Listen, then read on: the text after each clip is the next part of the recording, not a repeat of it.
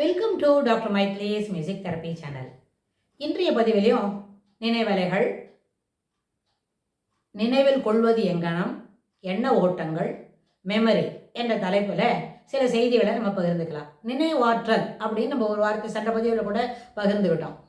இது எத்தனையுமே இந்த நினைவாற்றல், நினைவலைகள் எதெல்லாம் சொன்னாலும் இது அத்தனையுமே ஃபண்டமெண்டல்ஸ் ஆஃப் காக்னிஷன். காக்னிஷன்றது என்ன? நம்ம தொடர்ந்து நம்மளோட இத்தனை பதிவுகள்லையும் முக்கியத்துவமாக கொடுக்கறது என்ன? காக்னிட்டிவ் எபிலிட்டிஸ்க்கு தான். காக்னிஷன்றது என்ன? புரிதல். அது என்ன புரிதல்? நம்மளுடைய உள்ளுணர்வு, என்ன டாக்டைல், எண்ணம், சொல், செயல், அப்புறம் நம்மளோட எல்லாமே அட்டென்ஷன், ஃபோக்கஸிங், நினைவாற்றலில் இது எல்லாமே ஏற்புடையதாக, எல்லாமே கொள்ளத்தக்கது தான் அப்படின்னு சொன்னால் ஃபண்டமெண்டல்ஸ் ஆஃப் காக்னிஷனில் எல்லாமே நம்மளோட கண்ணால் பார்த்து, காதால் கேட்டு, அந்த ஐம்பொறிகள் வாயிலாக உணரக்கூடிய அத்தனை செய்திகளும், உணர்ந்து கேட்டு அறிந்து புரிந்து கொள்ளக்கூடிய செய்திகளும் நம்மளுக்கு என்ன பண்ணும்? எல்லாமே காக்னிட்டிவ் எபிலிட்டிஸில் சேர்ந்தது தான். இந்த காக்னிட்டிவ் எபிலிட்டிஸில் சேரக்கூடிய எல்லா செய்தியும் நம்ம என்ன செய்யலாம்? தனித்தனியாக புரிஞ்சுக்கிறோம். அதை எல்லாத்தையும் அப்புறமா ஒன்றா சேர்த்து மனசில் ஏற்றுக்கொள்கிறோம். இது அப்புறம் சொன்ன நினைவுகளை எப்படி நம்ம ஸ்டோர் பண்ணுறது நம்மளோட பிரெயின் அப்படின்னு கேட்டால், அந்த மூளை நியூரல் லூப்பு, நியூரல் நெட்வொர்க்கு, அப்புறம் நியூரலில் சென்ட்ரல் டெண்டன்சி, காக்னிட்டிவ் எபிலிட்டிஸ், அப்புறம் long time memory, short time memory, working memory அப்படின்னு நிறைய விஷயத்தில் சொல்லுகிறோம். நினைவு அப்படின்னு சொன்னால், நினைவு வைத்துக் கொள்ளுது அப்படின்னு சொன்னால் அதுக்கு இத்தனை வெரைட்டிஸ் இருக்குது. அதாவது கண்ணால் பார்த்து தெரிஞ்சுக்கிறோம் நிறைய விஷயங்களை அப்படின்னா, இந்த காக்னிட்டிவ் எபிலிட்டிஸ்க்கு அதுக்கு முக்கியமாக என்ன பண்ணணும்? பார்க்கறதுக்கு வேணும் விஷுவல் பர்செப்ஷன். பர்செப்ஷன்றது என்ன? அட்டென்ஷனும் ஃபோக்கஸும் இருக்கணும். அட்டென்ஷனுக்கு முன்னாடி என்ன வேணும்? ஃபோக்கஸ் பண்ணிக்கணும். ஃபோக்கஸ் பண்ண ஒரு விஷயத்தை பற்றி நம்ம தெரிஞ்சுக்கிறோம். செலக்டிவ் அட்டென்ஷன் இருக்கும், பர்பஸ் இல்லாமல் அட்டென்ஷன் இருக்கும். ஒர்க்கிங் மெமரியில் நேற்று செய்யணும். ஒரு இடத்துக்கு போகிறோன்னு எல்லாத்தையும் எல்லா நேரத்துலையும் எப்பவும் பார்த்துக்கிட்டே இருக்கோம். பார்த்துக்கிட்டே இருக்கிறதுக்கு ஒரு முக்கியத்துவம் கொடுத்தமான அது அத்தனையும் நினைவில் பதியும்.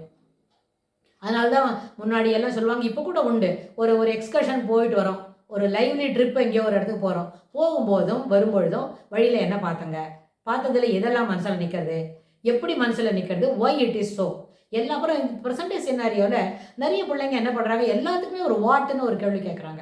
வாட் அப்படின்னு கேட்குறாங்க. வாட்டு கேட்குறத காட்டிலும், என்ன அப்படின்றத காட்டிலும், எப்படி, எவை அப்படின்னு சொல்லி ஒய் அப்படின்னு கேட்டாங்களானே அப்போ எக்ஸ்ப்ளனேஷன் சொல்ல முடியும்.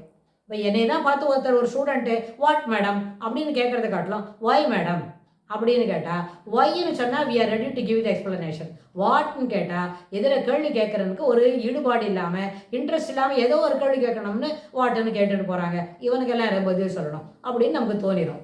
அதனால ஒய்ன்னு கேட்டால் தான் எங்கேயுமே how you are doing it, how you are making it அப்படின்னு கேட்டால், வாட் யூ ஆர் டூயிங் அப்படின்னு கேட்டால், என்ன பண்ணுறேன்னு கேட்கறத காட்டிலும் எப்படி பண்ணுறேன்னு கேட்டால் அதுக்கு நிச்சயமாக சிறப்பான பதில் கிடைக்கும். அந்த பதில் ஏற்புடையதாகவும் இருக்கும். அதை நம்மளும் செயல்பட்டு முயற்சியை அடையக்கூடிய ஒரு அந்த செயல்பாடு உள்ளக்கூடியதாக தான் இருக்கும். அது செயல்பாடு இல்லாமல் ஒரு கேள்வி இருக்கவே முடியாது. செயல்பாடு இல்லாமல் ஒரு செய்தியே இல்லை. ஒருத்தர் காஃபி கப்போ சாப்பிட போகிறாங்கன்னா வாட் காஃபி அப்படின்னு கேட்குறது காட்டிலும் how you are prepared, what is the substance அப்படின்னு சொன்னால், புதுசாக இப்போ தான் ஒரு அடோலசன்ஸில் இருக்குது, ஒரு பாயோ ஒரு கேர்ளோ இருக்கட்டும், அவங்களுக்கு ஒரு காஃபி போடணும் அப்படின்னு சொன்னால் காஃபி எப்படி தயாரிக்கிறது, how to you prepare, what is the substance, what is the ratio அப்படின்னு கேட்டால் தானே அதில் புரியும். காஃபி சாப்பிட்றதா இருந்தாலும் சரி, வேறு என்ன வேண்டாம், ஒரு தோசை, சாம்பார், இது மாதிரி தின்ற பதார்த்தமாக இருந்தாலும், ஈவன் அதர்வைஸ் என்ன ஒரு சொல்யூஷன் ட்ரிக்னாமெட்ரிக்கு ஒரு சொல்யூஷன் போடுறேன் அப்படின்னு சொன்னால் how you are arriving it, what is this அப்படின்னு கேட்குறத காட்டாலும் how you are arriving at this அப்படின்னு கேட்டால், ஹவுன்னு கேட்டால் நிச்சயமாக நிறைய என்ன பதில் வரும். அதுக்கு ஏற்றுக்கொள்ளக்கூடிய, அந்த செய்கைக்கு உடன்படக்கூடிய நிறைய பதிலை நம்ம தர முடியும். அவள் விடை அப்படி தான் இருக்கும். ஆனால் வாட்டுன்னு கேட்டால், என்னன்னு கேட்டால் ஒன்றும் இல்லை அப்படின்னு தான் சொல்லுவாங்க. அதனால் அம்மாட்ட நம்ம கேட்குறோம் அப்படின்னா, நம்ம அம்மாவாக இருந்தால் கூட சரியான கேள்வி அம்மாட்ட கேட்டால், அம்மாவும் நம்ம பிள்ளைங்க சிறப்பாக தான் கேட்குது அப்படின்னு அவங்களுக்கு தோணுமா இருக்கும். அதனால் எந்த நேரத்துலையும் சிறப்பான பதில் வரணும் அப்படின்னா கேள்வியும் அதுக்கு தகுந்த மாதிரி சிறப்பான ஒரு கேள்வியாக இருந்தால் அதுக்கு கிடைக்கக்கூடிய விடையும் சிறப்பானதாக இருக்கும். அந்த கேள்வி கேட்குறதா இருந்தாலும், you want to know what exactly is happening there அப்படின்னா, you rise a better question. You have develop the inquisitiveness to learn. இது எடுத்துக்கலாமா, அதை தெரிஞ்சுக்கலாமா, அடுத்தது என்ன நடக்கும், அடுத்தது என்ன நடக்கும் அப்படின்னு மேலே இன்க்யூசிவ்னஸை டெவலப் பண்ணிட்டா ஆட்டோமேட்டிக்காக நம்மளுக்கு அங்கே என்ன நடக்கிறதுன்னு தெரியும். ட்ரைவியல் திங்ஸுக்கு கொடுக்குற இம்பார்ட்டன்ஸை லேர்னிங் திங்ஸ்க்கு கொடுக்குற இம்பார்ட்டன்ஸாக மாற்றினமான நிச்சயமாக நம்மளை வந்து தோற்கடிக்கிறதுக்கு நம்மளே தான் முயற்சி பண்ணணும். We should cross this level. Self இம்ப்ரூவ்மெண்ட்ன்றதை நிதர்சனமான உண்மையாக நம்ம பார்க்க முடியும். செல்ஃப் இம்ப்ரூவ்மெண்ட்ன்றது அத்தியாவசியமான ஒரு நிலைமை. ஒரு மாணவருக்கும் அது ஏற்புடையது தான், ஒரு ஹோம் மேக்கருக்கும் ஏற்புடையது தான்.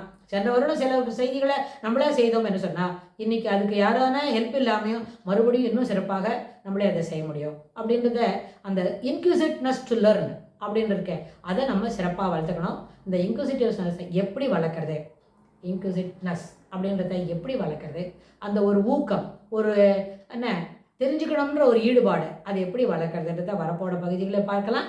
Thanks for